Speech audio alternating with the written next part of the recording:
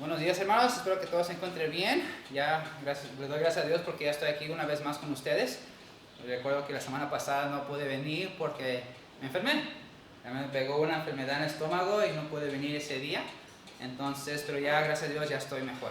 No estoy al 100 todavía, pero ya puedo moverme y ya puedo estar aquí para continuar con la serie de Primera de Corintios. ¿Okay? Sí, nos estamos yendo muy lento, la verdad, se me sorprende mucho la información, no tanto la información, porque como había mencionado, la información es muy básica, no hay enseñanzas así bien profundas en este libro, porque no fue para creyentes así maduros. ¿Okay? Básicamente la enseñanza de 1 de Corintios era leche. ¿Okay? Entonces realmente si estudian, como estamos viendo, no hay una enseñanza doctrinal profundo, sino más bien estamos tocando más prácticas de la vida cristiana. Okay.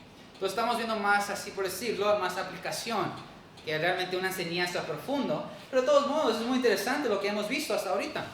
Okay. Si recuerdan, la última vez que prediqué, vimos el capítulo 3, versículos del 9 al 17. Okay. Y en esos versículos se estaba refiriendo a la iglesia local. Recuerda, de hecho, comenzando desde el capítulo 3, versículo 5, ¿okay? Pablo ya estaba dando ilustraciones de una iglesia local. Por ejemplo, en el versículo 12, cuando habla sobre piedras preciosas, está hablando si un ministro construye, o en este caso enseña doctrina verdadera, la iglesia local se va a sostener como si fuera construido con piedras preciosas. Por eso dice el versículo 12, dice edificaré oro, plata y piedras preciosas. ¿Okay? Materiales fuertes que son difíciles de destruir. ¿Okay? Entonces, si un ministro llega y construye la iglesia local como piedras preciosas o con esos materiales fuertes, la iglesia se va a sostener. En otras palabras, si el ministro que está encargado de la iglesia local enseña doctrina verdadera, va a ser muy difícil que llegue una persona y engañe a la congregación. Va a ser difícil. ¿Okay? Pero, si llega un ministro, ¿okay? Los cuales no son fáciles de decir, pero si el ministro no enseña doctrina verdadera, lo más seguro que en esa iglesia local se va a caer, como si fuera construido con madera, heno y hojarasca. Entonces hay más posibilidad de que esa iglesia local llegue a caerse. Entonces, en esta sección vimos que realmente los ministros van a tener su recompensa conforme a su trabajo. En el versículo, si siguen leyendo los versículos 13 a 17, es lo que está hablando. El ministro que está encargado de la iglesia local va a tener su recompensa. Pero es muy interesante porque también vimos, si vamos al versículo, creo que es el 15, dice, si la obra de alguno se quemare, él sufrirá pérdida, si bien él mismo será salvo, aunque así como por fuego. Ese versículo nos está mostrando claramente de que nosotros no tenemos ningún derecho de juzgar el ministerio de un ministro, un pastor, que no está enseñando bien su iglesia. De todos modos, Dios está en esa posición de pastor. Por lo tanto, tenemos que respetar esa posición, de todos modos. No podemos seguir juzgando a ese pastor. Aunque no está enseñando bien doctrinalmente en la iglesia, nosotros no tenemos ningún derecho de juzgar a ese pastor. El único que puede hacer esto va a ser Dios. Y eso va a ser al día cuando llegue a Cristo para su iglesia.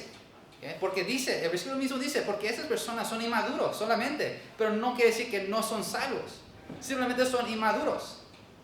Entonces, aún son salvos. Esos pastores que no están enseñando bien doctrinalmente, lo más seguro que aún son salvos. Pueden ser salvos, simplemente son inmaduros. Por eso dice, otra vez, si la obra de alguno se quemare, él sufrirá pérdida, si bien él mismo será salvo. Pero de todos modos va a hacer cuentas con Dios. Nosotros no podemos juzgar a ese pastor, mucho menos hablar sobre él atrás de su espalda. Eso sería juzgándolo. No podemos hacer eso. ¿Okay? Pablo ha hablado mucho sobre eso. Que recuerden, hemos visto que el ministerio de Pablo simplemente era de evangelizar. Llegaba a una ciudad, evangelizaba, daba la palabra de Dios y se iba a otro lugar. Dejaba a una persona encargada de ser el pastor y seguir enseñando a la iglesia. En este caso, Apolos. Apolos era el pastor y que él enseñaba profundamente las enseñanzas. Pero iba a haber personas que no iban a enseñar bien, pero sí eran salvos, simplemente eran inmaduros. Entonces no tenemos ningún derecho de juzgar a estos hermanos o a estos pastores. De hecho, si vamos a 1 Corintios capítulo 4, el siguiente capítulo, versículo 5, fíjese lo que dice. Así que no juzguéis nada antes de tiempo, hasta que venga el Señor, el cual aclarará también lo oculto de las tinieblas y manifestará las intenciones de los corazones. Y entonces cada uno recibirá su alabanza de Dios. Dice, no juzguemos antes de tiempo. ¿De cuál tiempo? ¿Antes de qué? Pues cuando venga Cristo para su iglesia. No podemos juzgar a esos pastores aunque vemos que no están enseñando bien doctrinas. No podemos juzgarlo. Va a haber cuentas con Dios un día.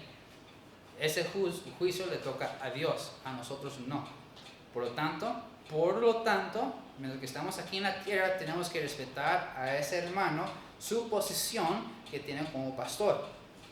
Esa posición que está encargado de esa iglesia. Claro, lo podemos confrontar y decirle cuando está cometiendo un pecado. Claro, la Biblia nos dice que tenemos que hacer eso contra nuestros hermanos en Cristo. Pero no podemos juzgar su ministerio. No podemos decir, mira, este hermano no enseña bien, por eso está todo mal en la iglesia. No podemos decir eso. La Biblia dice claramente que no podemos juzgarlo. No juzgarlo antes de tiempo. Va a haber cuentas con Dios. Pero mientras tenemos que aún respetar esa posición que tiene como líder de esa iglesia local. Y eso fue lo que vimos en la enseñanza la última vez que estaba aquí.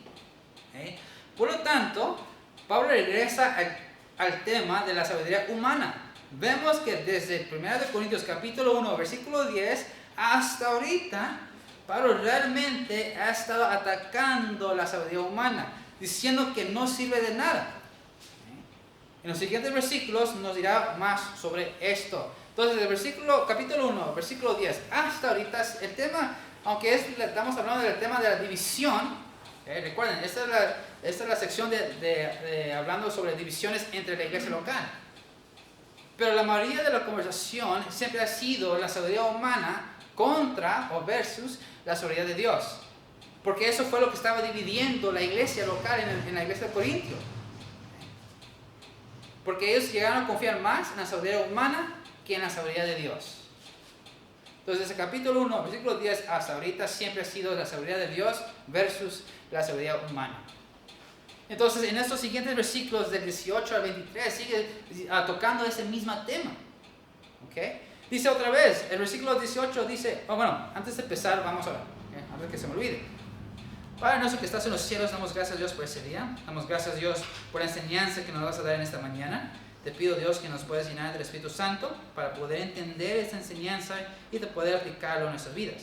Te pido todo esto, Padre, en el nombre de Jesucristo. Amén. Okay. Entonces, versículo 18 dice, nadie os engañe a sí mismo. Si alguno entre vosotros se cree sabio en ese siglo, hágase ignorante para que llegue a ser sabio.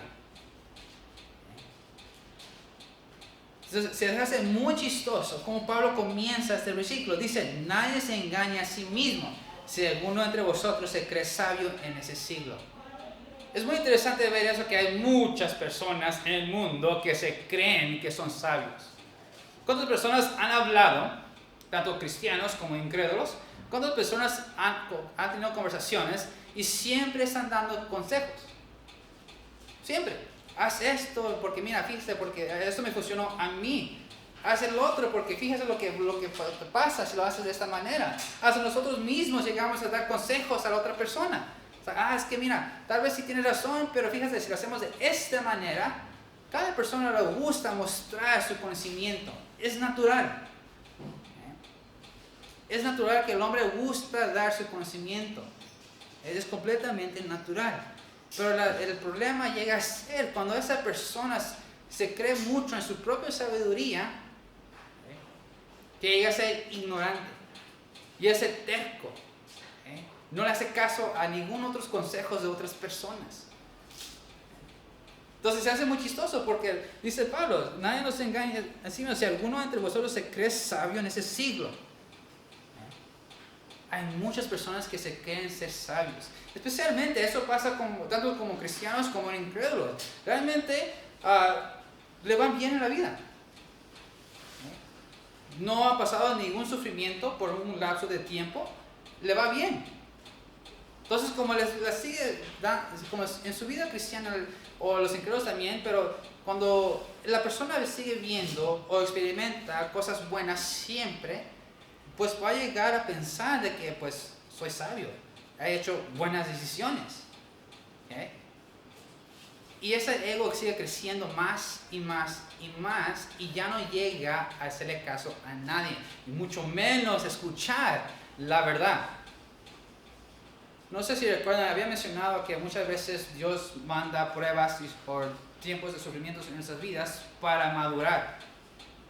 Pues también Dios manda estas pruebas y sufrimientos para humillar. Sí, porque si llegamos a ver cosas buenas y vamos a llegar a confiar en nuestra propia sabiduría humana. Y ya no vamos a depender en la sabiduría de Dios. Pero Dios manda tiempos de sufrimientos para humillarnos, para no olvidarnos de Dios.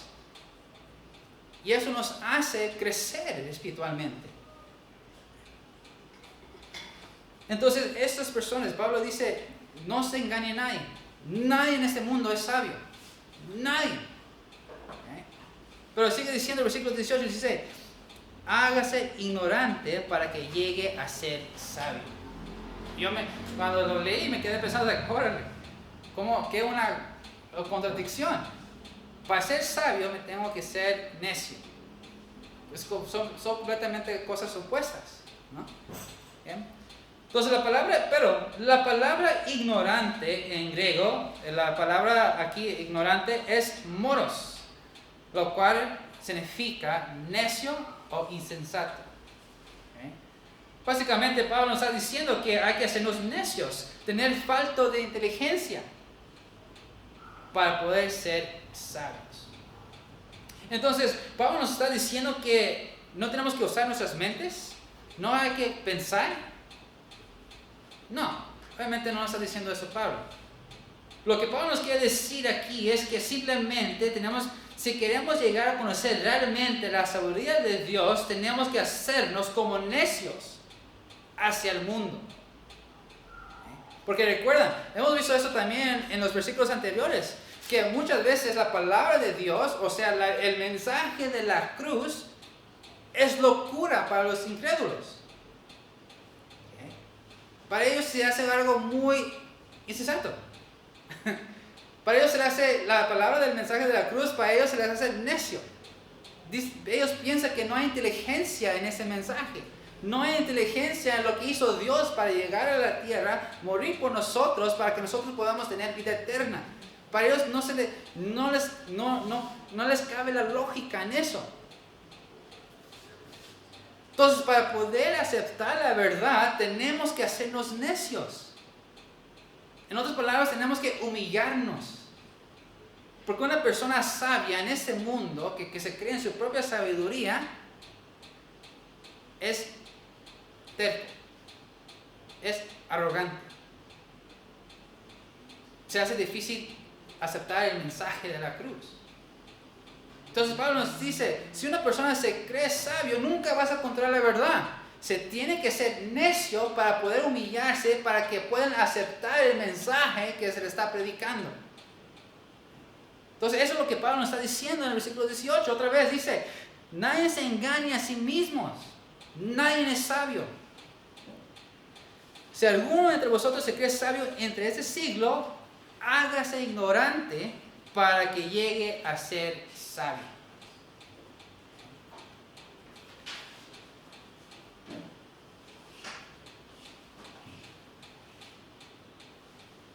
Okay. Entonces, y sí, tenemos que hacernos necios para poder aceptar la verdad. ¿Cuál verdad? Pues el mensaje de la cruz. Recuerden, vamos a ir a Juan 14:6.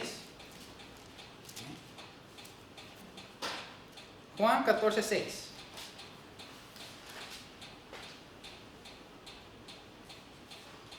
Dice, Jesús le dijo, yo soy el camino y la verdad y la vida.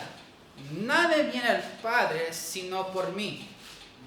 Entonces, para poder aceptar este mensaje y ver quién es Jesús, que Él es la verdad, y Él nos trae salvación, tenemos que hacernos necios. O por lo menos hacernos vernos necios ante el mundo, ante las personas que tienen sabiduría humana, o se creen tener sabiduría. Entonces hay que hacernos ver que somos sin inteligencia hacia esas personas. Humillarnos para poder ver que Jesús es la verdad, que Él es el camino y Él es la vida. Y cuando una persona llega a aceptar ese mensaje, ya puede comenzar el camino a ser un sabio. Vamos a irnos a Proverbios.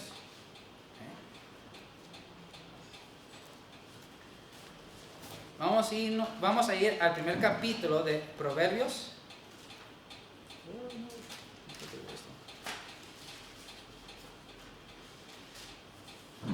Primer capítulo de Proverbios, capítulo 1, versículo 7. ¿Okay? Un versículo muy conocido. Dice, el principio de la sabiduría es el temor de Jehová. Entonces, el momento que una persona se humille, deje ya de confiar en su propia sabiduría y acepta que Jesucristo es la verdad, que Él es la única manera de poder llegar al cielo, que Él es la vida eterna, llegamos a comenzar a ser sabios. Llegamos a temer a Dios, lo cual es el principio de la sabiduría. ¿Saben cómo concuerda todo esto? Es lo que Pablo trató de enseñarles a los hermanos en la iglesia de Corintio, porque ellos seguían dependiendo del conocimiento de los maestros. Y se llegaron a dividir. Versículo 19. Dice, porque la sabiduría de este mundo es insensatez para con Dios. Pues Cristo está. Él prende a los sabios en la astucia de ellos. Entonces ya hemos visto sobre este tema en los versículos anteriores. Pablo ya había dicho que la sabiduría humana nunca le puede ganar a la sabiduría de Dios. De hecho, la palabra griega usada aquí es moria, lo cual también significa necio o insensato. Se hace muy chistoso como Pablo dice en el versículo anterior que hagámonos necios o ignorantes ante el mundo, cuando aquí dice que la sabiduría del mundo es insensata. O sea que la sabiduría humana realmente no tiene inteligencia. Es lo que Pablo quiso mostrar, es lo que Pablo está diciendo. Realmente la sabiduría humana no tiene nada de inteligencia. Es completamente en vano. De hecho, yo creo que sabemos que Dios tiene un sentido de humor. Hay versículos que nos muestran que realmente tenía un sentido de humor. ¿Okay? Por ejemplo, creo que era no recuerdo el pasaje dónde está, pero recuerdo que cuando era Nehemías que regresó a construir las paredes de Jerusalén, ¿o fue Esdras? Nehemías. Fue Nehemías, ¿verdad? ¿Sí? Es de ese templo. Es ese templo, ok. Nehemías. Entonces, cuando la Biblia nos estaba mostrando de que cuando Nehemías regresó a Jerusalén para construir las paredes de Jerusalén, decían, y ellos trabajaban, pues básicamente 24 horas al día, 7 días a la semana. O sea que siempre estaban trabajando, pero se bañaban. O sea, se pone ese detalle, se bañaban. O sea, ahí sí se ve el sentido de humor de Dios. Entonces, ahora no estoy diciendo que es así, pero se hace muy chistoso de verlo de esta manera. ¿Okay? Se hace chistoso que realmente que Dios sabe tanto la sabiduría humana, lo conoce muy bien y ve que están en vano, que Él mismo los deja que se destruyen ellos mismos. No sé ustedes, Pero a mí se me hace bien chistoso eso. Por eso otra vez dice el versículo. Dice, Él prende a los sabios en la astucia de ellos. Muchas veces, y pasa eso muchas veces que las personas creen tan sabio que ellos piensan que todas las decisiones que ellos hacen, comienzan a hacer planes en sus vidas y lo ponen en orden y se creen que ese plan es tan perfecto que aplicarlo se llega a morderse a él mismo. Esta frase está traducida en inglés. Sé que una frase en español que no puedo recordar cómo se dice en español, pero el dicho simplemente es que muchas veces las personas hacer planes se les voltean y ellos mismos llegan a ser afectados. Por ejemplo, un buen ejemplo de esto es en el libro de Esther. Recuerdan, hemos visto el libro de Esther, hemos tenido un estudio del libro de Esther, vimos que había un villano. Ese villano se llamaba Amán. Este villano de esa historia en el libro de Esther, él tuvo un plan. Él tenía tanto odio a una cierta persona, Mardoqueo, lo cual Mardoqueo vino a ser judío. Es judío, o era judío. Y Amán, gracias, sí. Dame un café, pero gracias. Amán tenía tanto odio de Mardoqueo que quiso matarlo, pero el odio iba más allá. Él realmente tenía un odio hacia los judíos. Por tanto, él hizo un plan para deshacerse de los judíos y con Mardoqueo. Y él planeó todo. Él puso todas las piezas en juego. Y él, lo más seguro que él pensó que eso va a funcionar. Mardoqueo no tiene opción, él va a morir. Lo dijo como si fuera ya un hecho. Va a morir. Lo aplicó. Engañó al rey Asuero. El rey Asuero selló esa demanda, lo cual fue una demanda que no se puede refutar. Cuando el rey pone su sello, se tiene que cumplir. No lo puede refutar, ni el rey mismo. Se tiene a fuerza que cumplir. Entonces, Amán engañó al rey Asuero y ya estaba el decreto que todos los judíos iban a morir. Y Amán hizo un horca. Y esa horca era para alguien específico, para Mardoqueo. Pero él no sabía que Dios tenía un plan. Dios intervino poniendo a Esther, una muchacha judía, para que intervenga a ese plan de Amán. Vamos a ver, vamos a ir a Esther, capítulo 7. Esther capítulo 7, versículos del 7 al 10. Dice, luego el rey se levantó del banquete encendido de ira y se fue al huerto del palacio y se quedó a Amán para suplicarle a la reina Esther por su vida. Ya su plan estaba destruido, porque vio que estaba resuelto para él el mal del parte del rey. Después el rey volvió del huerto del palacio al aposento del banquete, y Amán había caído sobre el lecho de que estaba en Esther. Entonces dijo el rey, ¿querrás también violar a la reina en mi propia casa? A proferir el rey esta palabra le cubrieron el rostro a Amán.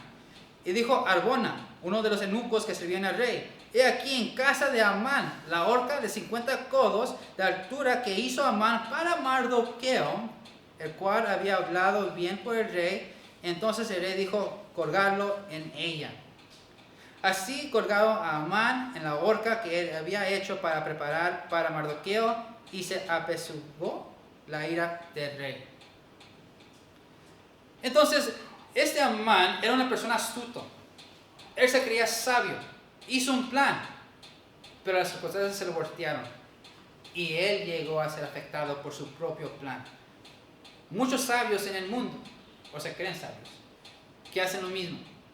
Se creen tan sabios, hacen tantos planes, piensan que es el mejor plan del mundo, y al final Dios les deja que ellos mismos se lastimen con su propio plan.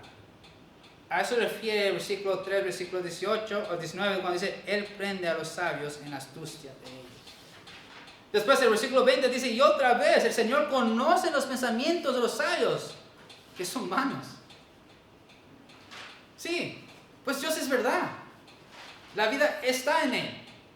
Y el hecho que Él ve que los humanos, o el hombre, confía más en su propia sabiduría, en su propio conocimiento, ve que no le va a llevar a nada.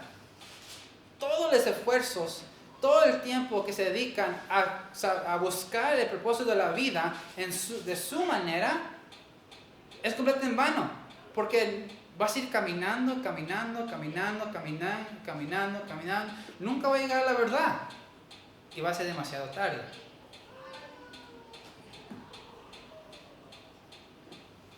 Dice, Dios no solamente deja que los sabios dejen que ellos mismos se destruyan a sí mismos, pero también conoce muy bien que todos los pensamientos de los sabios son completamente vanos. Realmente es triste ver que los sabios piensan que ellos tienen la respuesta sobre el propósito de la vida. Es triste ver que las nuevas generaciones han sido engañados y dicen que no hay un Dios.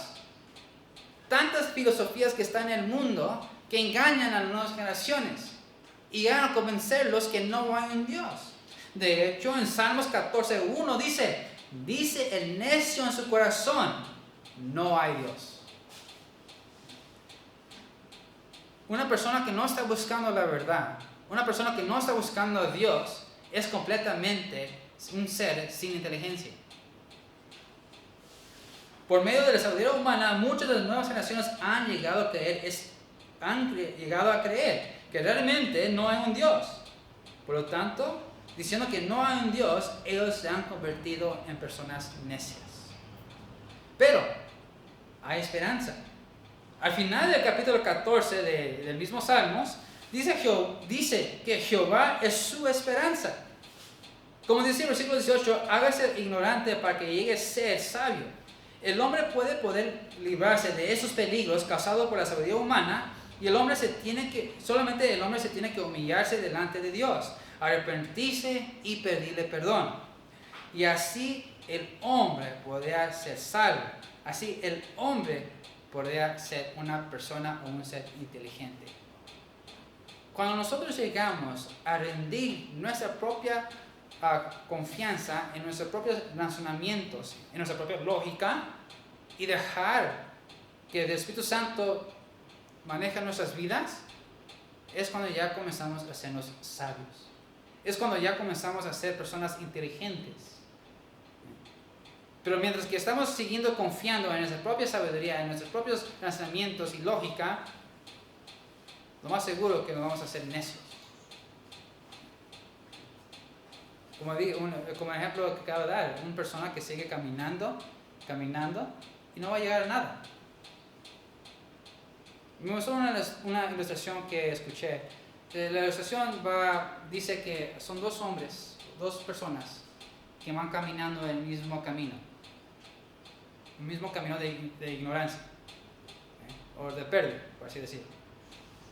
Y mientras que las dos personas van caminando, ven a otra persona poniendo un letrero que dice la verdad, y se pararon allí, y uno de ellos le preguntó, ¿qué es esto? Y pues esta persona dijo, pues sigue ese camino y vas a encontrar la verdad, vas a ver otros letreros. Entonces discutieron las dos personas, el uno al otro, el compañero, se discutieron. Dice, no, es que no le creo a esta persona. Puede ser que se está engañando, puede ser que no es cierto. Como muchas personas incrédulos dicen a los cristianos. Tratan de negar o tratan de que nosotros dudamos de Dios. Pero su compañero dice, no, yo voy a tomar este camino. Y se aparta de él. Y sigue caminando en ese nuevo camino. Y ve letreros diciendo, Dios siempre va a estar contigo. Dios te va a dar vida eterna. Un día vas a estar con Él para siempre. Un día vas a reinar sobre la tierra. Está viendo estos letreros que básicamente llegaron a ser las promesas que Dios está dando al creyente. Y va a encontrar el fin. Va a encontrar la verdad. Va a encontrar a Dios. Mientras que su compañero, no obedeciendo la verdad, sigue caminando y no encuentra nada. se esfuerza, se desespera y comienza a correr.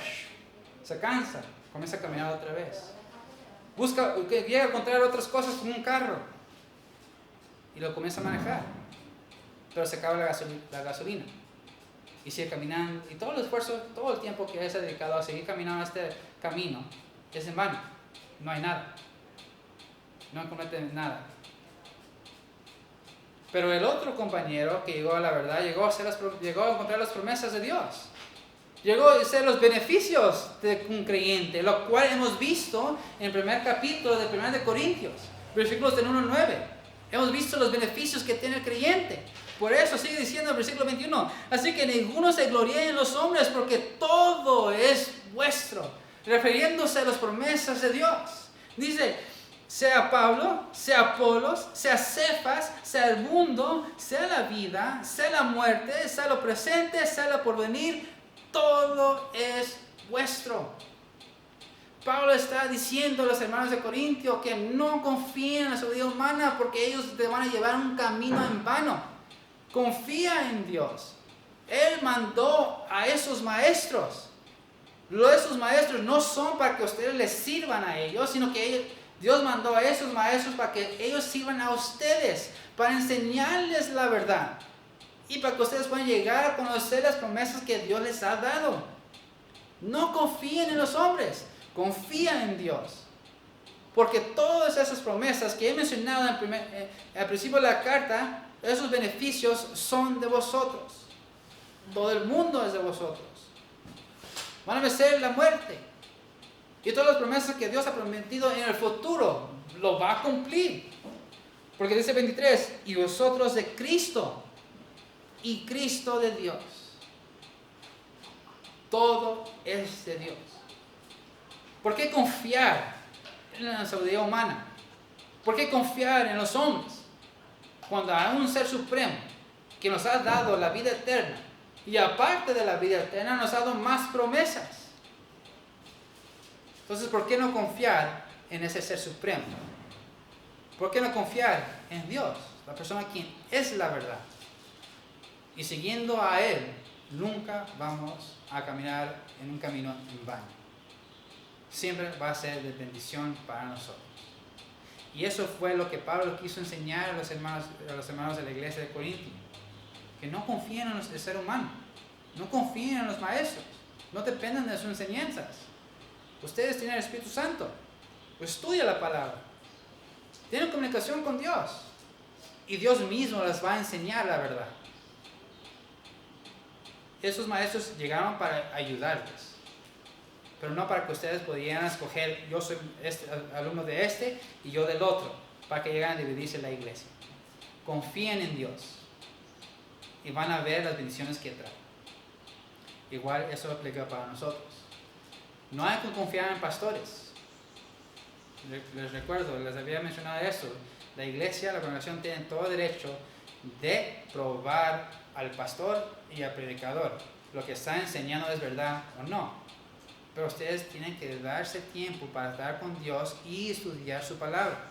Y así van a poder ver si el pastor está diciendo la verdad o no. Y aparte de eso van a ver las bendiciones que trae. Y eso es lo que Pablo nos quiere decir. No confiar en la sabiduría humana. Confíe en la sabiduría de Dios. Vamos a ver. Padre nuestro que estás en los cielos, damos gracias por el mensaje que nos has dado. Damos gracias, Dios, porque nos enseñas que no debemos de confiar en los hombres. Nos enseñas que si llegamos a confiar en la sabiduría humana y si llegamos a confiar en nuestros propios razonamientos, va a ser un camino en vano.